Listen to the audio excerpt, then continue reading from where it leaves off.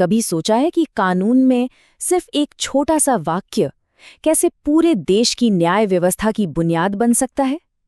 आज हम एक ऐसे ही दमदार वाक्य की परतें खोलने जा रहे हैं। एक ऐसा वाक्य जो भारत में इंसाफ की पहुंच को पूरी तरह से बदल देता है। तो ये रहा वो वाक्य।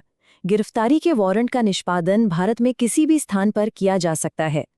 ये है भारतीय नागरिक सुरक्षा संहिता 2023 का सेक्शन 79। अब सुनने में तो ये बड़ा सीधा साधा लगता है ना, लेकिन इसकी असली ताकत वो इसके हर एक शब्द में छिपी है। तो चलिए मिलकर इस पहेली को सुलझाते हैं और देखते हैं कि इसका असली मतलब क्या है।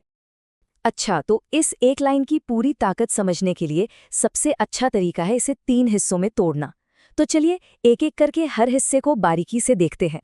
तो सबसे पहला हिस्सा है गिरफ्तारी का वारंट। किसी भी कानूनी कार्यवाही की शुरुआत अक्सर यहीं से होती है। पर यह होता क्या है असल में? इसका मतलब क्या है?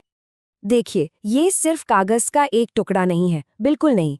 ये तो हमारी न्याय व्यवस्था का एक बहुत ही पावरफुल कमांड है, एक आदेश। मतलब जब कोई कोर्ट एक वारंट जारी करती है तो वो साफ साफ कह रही होती है कि इस इंसान को पकड़कर कानून के सामने लाओ, चाहे कुछ भी हो जाए। ठीक है, अब आते हैं दूसरे हिस्से पर। निष्पादन किया जा सकता है। अब ये जो शब्द है ना, निष्पादन, ये एक लीगल टर्म है। थोड़ा भारी भरकम लगता है, तो चलिए इसका मतलब आसान भाषा में समझते हैं। बहुत ही सिंपल है। निष्पादन का मतलब है उस गिरफ्तारी को कानूनी तौर पर पूरा करना, उसे अंजाम देना। मतलब ये वारंट के आदेश को सिर्फ कागज से निकालकर असल दुनिया में एक्शन में बदलने की परमिशन देता है। और अब आता है इस पूरे वाक्य का सबसे जरूरी, सबसे दमदार हिस्सा। सच कहूं तो यही वो शब्द है जो इस कानून को इसकी असली पावर देते हैं। इसका मतलब बड़ा सीधा है। कानून के लिए कोई राज्य, कोई शहर, कोई सरहद मायने नहीं रखती। चाहे कोई दिल्ली की किसी भीड़-भाड़ वाले बाजार में हो, या फिर केरल के शांत बैकवाटर्स में, या मान लीजिए अरुणाचल की दूर-दराज पहाड़ियों में छिपा हो, कोर्ट का वारंट वहां तक पहुंचेगा ही पहुंचेगा। तो ठीक है, हमने इस वाक्य को टुकड़ों में तो समझ लिया। अब चलिए इन सारे टुकड़ों को वापस जोड़ते हैं और देखते हैं कि ये सब मिलके कितनी बड़ी और कितनी पावरफुल तस्वीर बनाते हैं। जरा सोचिए, प्रोसेस कितना सीधा और असरदार हो जाता है।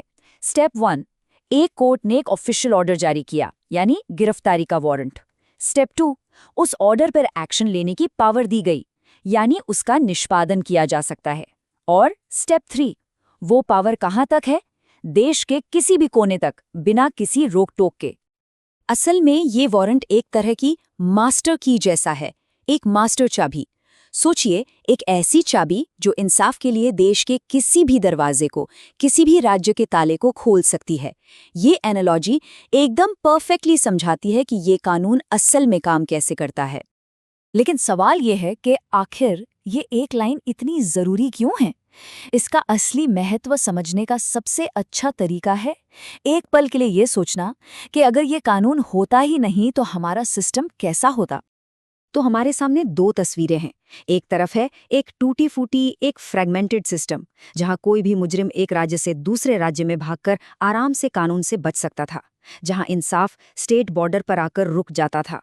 और दूसरी तरफ है हमारा आज का यूनिफाइड सिस्टम, जहां सेक्शन 97 की वजह से इंसाफ के लिए कोई सरहद नहीं है। जवाबदेही से बचना लगभग नामुमकिन है। तो सबसे जरूरी बात यही निकल कर आती है। ये एक छोटा सा वाक्य इस बात की गारंटी देता है कि भारत के अंदर सिर्फ अपनी जगह बदलकर कोई भी कानून के शिकंजे से बच नहीं सकता। ये पूरे देश को एक ही कानूनी दायरे में बांध देता है। तो आखिर में सवाल यही बचता है कि कैसे सिर्फ कुछ गिने चुने, सावधानी से चुने गए शब्द एक पूरे देश के लिए इंसाफ की इतनी मजबूत और एक जैसी नींव तैयार कर सकते हैं। यही है कानून की भाषा की असली ताकत। इस पर सोचिएगा जरूर।